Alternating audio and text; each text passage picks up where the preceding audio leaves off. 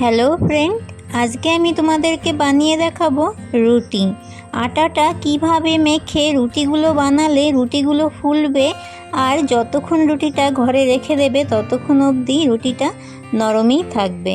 এইখানে নিয়েছি আটা, দিয়ে দিচ্ছি অল্প পরিমাণ লবণ। এবারে অল্প অল্প জল দিয়ে আটাটাকে মেখে নেব।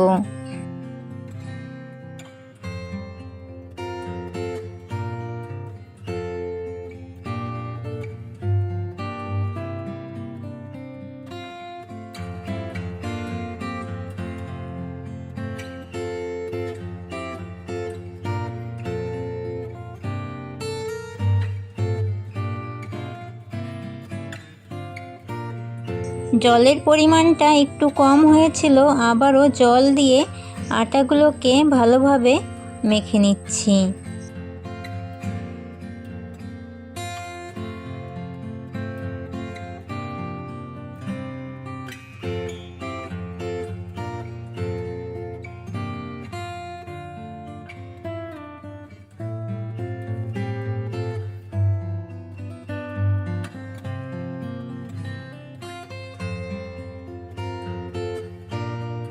রুটি বানানোর জন্য আটার ডোটাকে বেশি শক্ত কিংবা বেশি নরম করা যাবে না।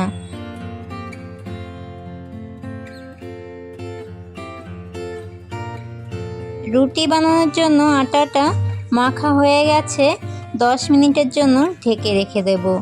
10 মিনিট পর দেখতেই পাচ্ছ আরও অনেকটা সফট হয়ে গেছে। রুটিগুলো বানানোর আগ দিয়ে আটাটা মেখে এইভাবে 10-15 মিনিট রেখে দেওয়ার পর রুটিগুলো বানালে পরে রুটিগুলো অনেক ভালো হয়।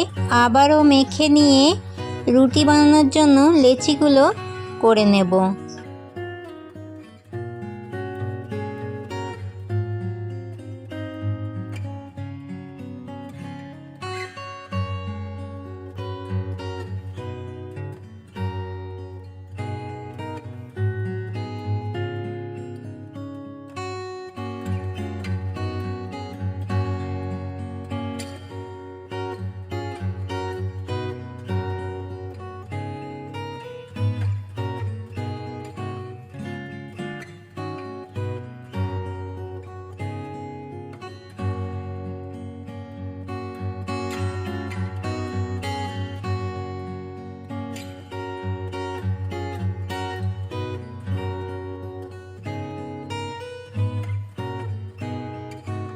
লেচিগুলোতে আটা মাখিয়ে এইভাবে আলতো হাতে বেলে নিতে হবে।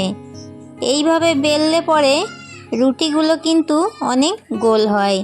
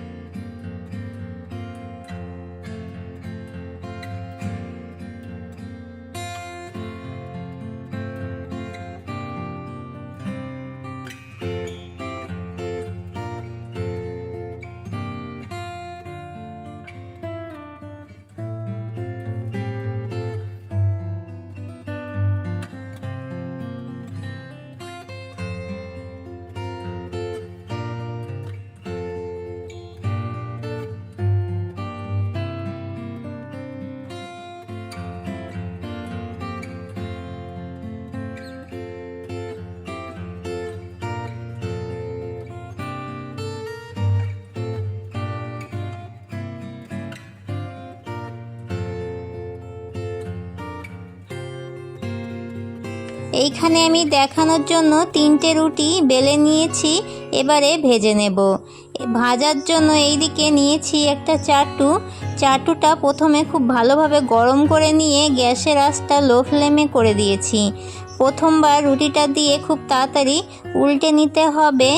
দ্বিতীয়বার একটু বেশি টাইম রেখে তৃতীয়বারের বার এইভাবে আস্তে আস্তে ফুলিয়ে নিতে হবে। রুটিটার চারিদিকে খুন্তির সাহায্যে এইভাবে আস্তে আস্তে চাপ দিয়ে রুটিগুলোকে ফুলিয়ে নিচ্ছি। দেখতেই পাচ্ছ রুটিটা কত সুন্দর ফুলে গেছে।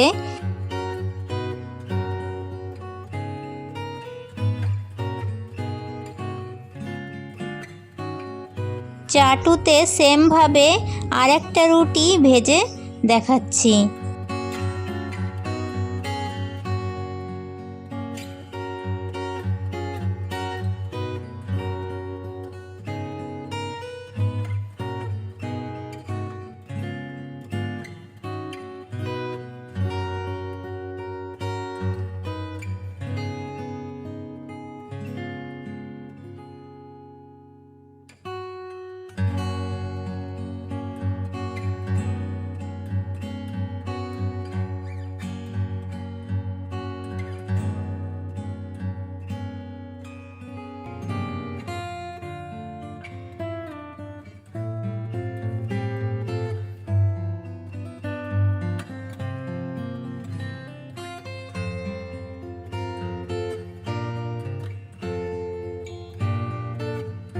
এবারে এই রুটিগুলো ছাঁকনির সাহায্যে ওভেনে ছেঁকে দেখাবো।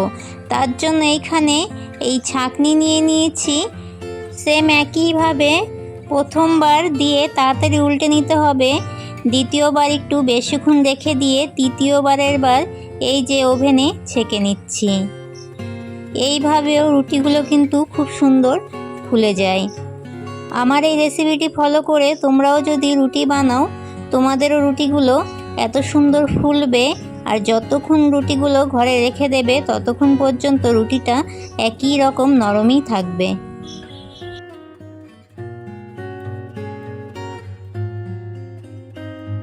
সব রুটিগুলো এইভাবে ভেজে নেব। আমার এই রেসিপিটি তোমাদের কাছে ভালো লাগলে একটি লাইক, কমেন্ট, শেয়ার করে দেওয়ার অনুরোধ রইল। রুটিগুলো সব ভেজে নিয়েছি। দেখতেই পাচ্ছ রুটিগুলো কতটা সুন্দর হয়েছে আর কতটা সফট নরম হয়েছে।